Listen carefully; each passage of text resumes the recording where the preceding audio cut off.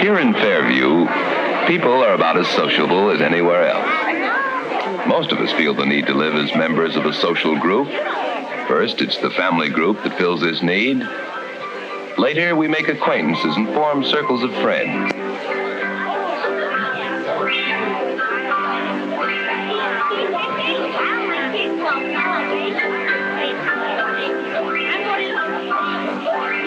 To have the respect and affection of other people is one of the most important things in life. Yet we don't think about it much, except when we're outside of the group, wanting to belong. This is something Ruth and Charlie Thompson and their parents had to think about when they came here to Fairview a year ago. All strangers in a strange community. Yes, and this is something the Oster family had to think about, too. Young Willie and Hilda and John. And you can see they belong to the group now, but a lot had to happen before they found their places in our community. It all began that day a year ago when the Osters first arrived in Fairview. Oddly enough, the Thompsons came to town on the same train.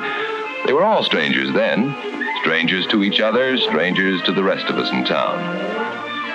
Though they didn't know it then, the two families faced together the problem of establishing themselves in a new community, of finding their places in the group. To the Thompsons, Fairview was much like their old hometown. But to the Osters, this was all entirely new. They were fresh from across the ocean, from a land where the way of life was very different, and they felt alone. Now, like any community, we have all kinds of people here in Fairview. We have our upper crust and our rank and file, our snobs and our friendly, sociable people. No, sir. The people around here don't care where you come from. It's what you are that counts. You'll find we have a fine bunch of people running this town. With so many outsiders coming to Fairview these days, our old families are becoming completely lost. I say if you hold your job and pay your bills, you're just as big as anyone else in town. But in spite of their differences, Fairview people pretty well agree on one thing, that newcomers have to show what they can do before they are accepted in any of the town's social groups. The youngsters came up against this problem right away on their first day to go to their new school. To Ruth and Charlie Thompson, it was just a problem of getting acquainted and then choosing and forming a new circle of friends. But to Willie Oster, it was a far more serious matter. He was entering a world where everything was strange and everyone might be hostile. He had to learn new ways of doing things, to overcome the differences in attitudes, language, and customs that set him apart from the group.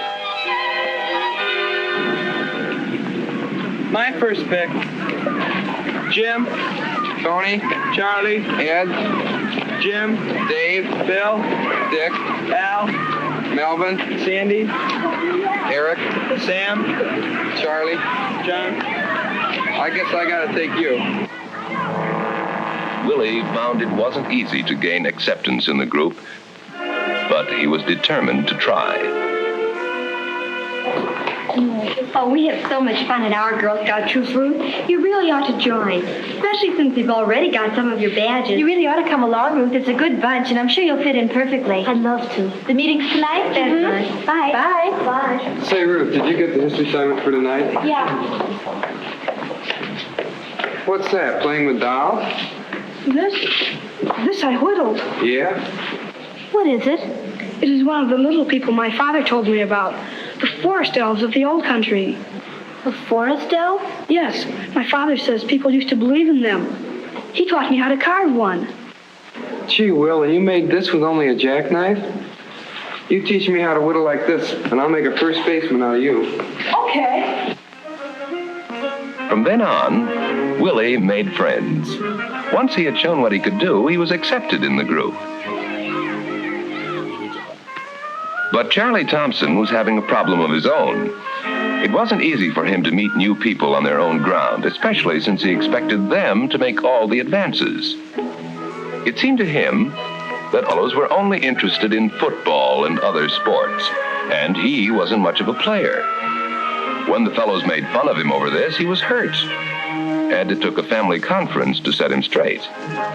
And the leader is Mrs. Jenkinson down the street. She seems awfully nice, and they go on hikes and... Yak. Can't you pipe down? Charles, that isn't a very nice way to talk, but you have been chattering, Ruth. Something wrong, son? No, nothing wrong. Ruth, you'd better start your homework.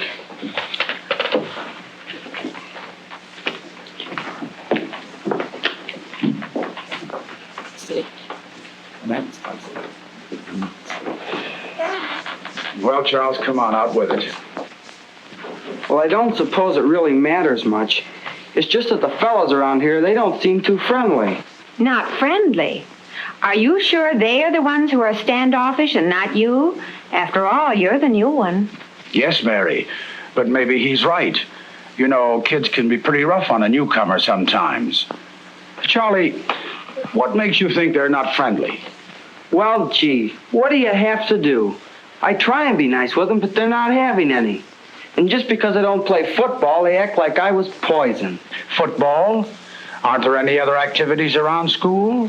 Perhaps it's up to you to break the ice. Isn't there a camera club? You used to belong to one. Well, I guess maybe there is.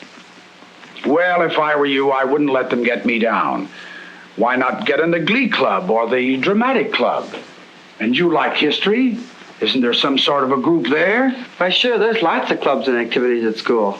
I guess I could get into one of them. Then why don't you, Charles? Well, I guess it is up to me to break the ice. From then on, Charlie did better. He discovered the common interest he shared with others and threw himself into their activities.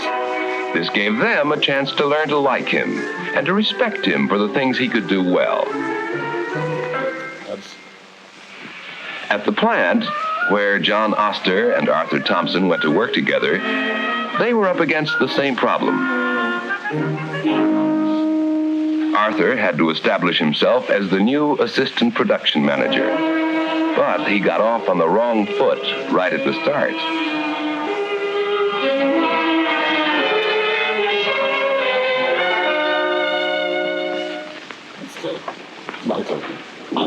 Well, I'll be. Gonna dock us for quitting early to go to the basketball game. Who does he think he is? We've been doing this for years. Nobody works when a high school's in a basketball tournament. You see, Arthur had ignored a custom of the group, and like all groups, they resented this from a newcomer. Art, did you put this up? Why, yes, of course. You should have checked with me. The men have been doing this for years. Well, it just didn't seem right to me. Well, maybe not. But we have a good, hard-working bunch here.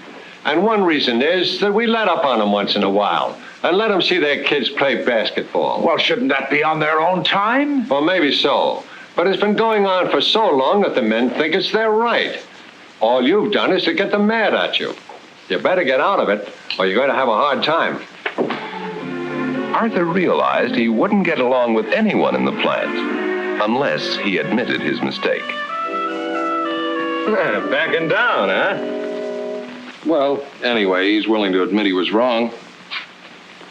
Arthur's next problem was to show the men in the plant that he knew how to handle his job.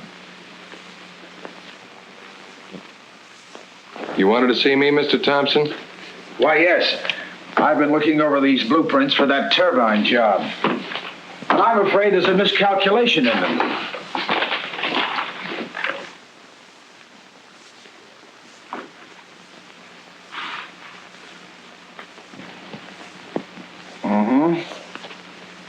Yes, this dimension won't do for a taper like that. Gee, that was easy. I wish I'd learned to use one of those things. Huh? Oh, this handy little gadget, the slipstick. Well, I can show you how to use it in no time at all. From that time on, Arthur was accepted as a member of the group. But John Oster remained an outsider. He kept himself apart out of shyness over his ignorance of the ways of people in this new world. Many of the other men at the plant regarded him with the suspicion people often feel toward someone strange and alien. But a few tried to get acquainted. going to the basketball game, Oster? Basketball game? I do not know about it. What? You don't know about the game? The big game? I'm sorry, I do not know. What's the matter with that guy? Who let him into this place anyway? That's all right. He's a good machinist. He knows his job and he does it. Yeah, so what? He can't even talk English good. He's smart. He'll learn. Say, listen, why don't we get him to go bowling with us Thursday nights? Go bowling with us? Nothing doing. I don't want to get mixed up with that kind. What have you got against him, Hank? After all, your old man wasn't born in this country either. So what? If you want a squarehead like Oster in a bowling club, you can count me out. All right. I just thought we might get acquainted. After all, we got to work with him.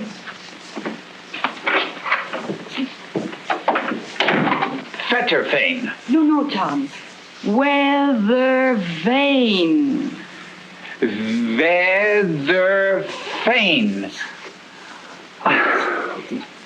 How can I do it, Hilda? In the city, when we were living with other people from the old country, it did not matter. Here I am different. How do you do it so well? I listen to Willie. Oh, he tells me such things, and I hear the way he says them. Now, you try it again.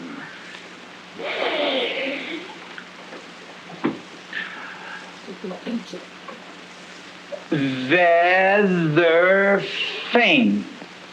It's no use, Hilda. I cannot wrap my tongue around this language. It does not really matter, Tom. Hilda was right. The language really didn't matter, except that it emphasized the differences that made Hilda and John outsiders in Fairview. To some of us, the Osters' alien background was an insurmountable barrier to our accepting them into the group. But to Mary Thompson, who knew what it was like to be a stranger, this was a challenge to our fairness and democracy. I'd like to place Hilda Oster for membership in the guild. Well, Madam Chairman, doubtless Mrs. Oster is a very fine woman in her place, but what do we know of her background? Jane, I think you're being silly. Are we interested in what her background is or in what she herself is really like? This is the oldest church in Fairview. Some of the finest and oldest families in town belong to this church. Now, after all, Jane, when Mrs. Oster paid us a visit, we got along beautifully. She's a sweet woman and has a wonderful disposition. And after all, don't we believe that everyone is entitled to an equal chance? I think we could all agree on that. How do the rest of us feel? Hilda did join the guild, and soon she and John were members of the group. Hilda, I can't tell you how pleased everyone is that you're in the guild. Even if I do have a cake in the contest, I know you're going to win. Oh, thank you. Everybody's been so nice to us since we came to Fairview. Seems like you've lived here all your life. Thank you. You'll both be happy to know our minister has consented to judge the cakes. I shouldn't like to be in his shoes. Oh, I just said that I'd see that they were judged. But I have an infallible jury. Please, may I have your attention? We have come to the finals, and I've been, to use the vernacular, put on the spot. But I think I found a way out of it.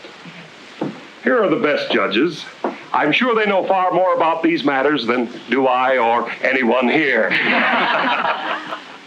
You can guess which cake is going to win. The best one, of course.